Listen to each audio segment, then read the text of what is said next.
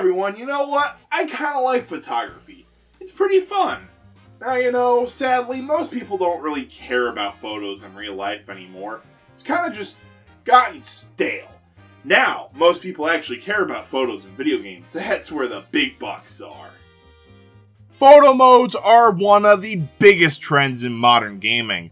Want to make your game appealing to the masses? Just throw the ability to take photos into it and you're good. Almost all video games released in the modern era have some form of a photo mode, whether it be an incredibly simple one that just works, or the equivalent of 3D modeling software without a majority of the work. Almost all games have one. Now, it is hard to pinpoint what was the first game to possess such a photo mode. However, I don't think it really matters because the photo mode craze has grown far past just one game. And that's why today I want to discuss some photo modes in some of my favorite games. And to begin, we have the game that introduced me to the concept of a photo mode, being Assassin's Creed Origins. And man, what a game to have a photo mode in. Now, why do I say that, you might ask? Well, in this game, you can get a picture of yourself sliding down the Great Pyramids of Giza, which is pretty cool and highly illegal in real life. Though other than that, this is just an interesting photo mode. Not because it's wildly in depth, oh god no. Instead, it's more interesting on how simple yet complex in certain departments this photo mode can be. Now, what do I mean by this? Well, let's use an example. The game barely has any filters, yet you can change how many lines there are on screen to allow you to more accurately map out the rule of thirds.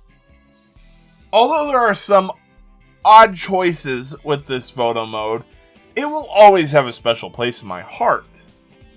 However, even though Assassin's Creed Origins was the game that introduced me to photo modes, the game that got me to really love photo modes has to be Fallout 76.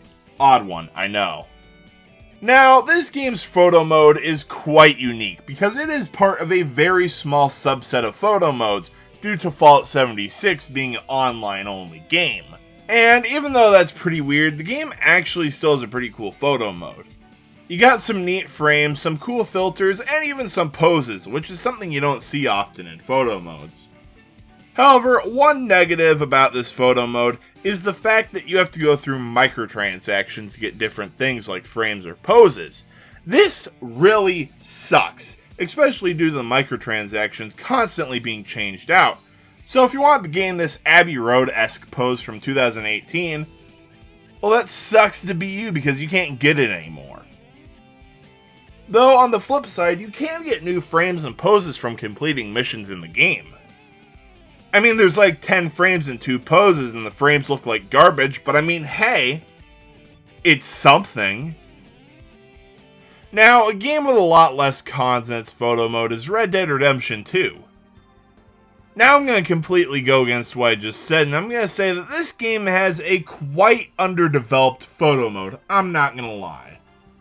Though I don't really care about that, purely because this game looks better than real life in certain scenarios, so I'll let that fact slide. Though saying that, I actually don't have a whole lot to say about this photo mode. You just get your basic stuff in it, like your standard filters, depth of field, and stuff like that. However, if you want a more realistic and immersive way to capture your presence in Red Dead Redemption 2, then head over to one of the major cities in the game to go to the photo studio and get your picture taken for the low price of $5, which, if we adjust for inflation, is actually $5 plus inflation. However, it isn't only Xbox and PlayStation games that have photo modes. As of recently, Nintendo has begun to put photo modes into their own games, such as the re-release of Super Mario 3D World. Now this photo mode actually has quite a lot more content than I expected it to have, with a whole bunch of filters, and maybe one of the neatest things I've seen in photo modes recently being stamps.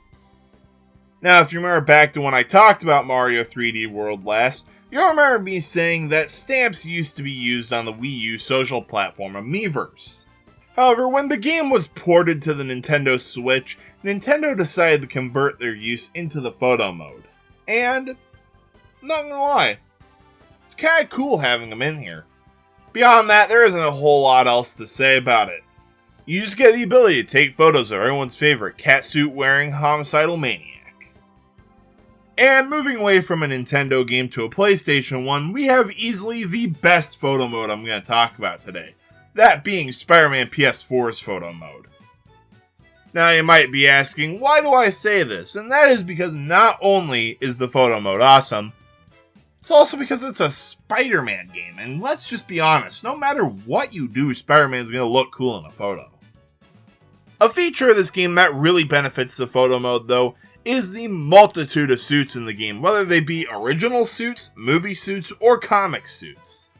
Something else pretty cool about this game's photo mode is the filters and borders this game provides, such as this Game Boy filter or this newspaper border.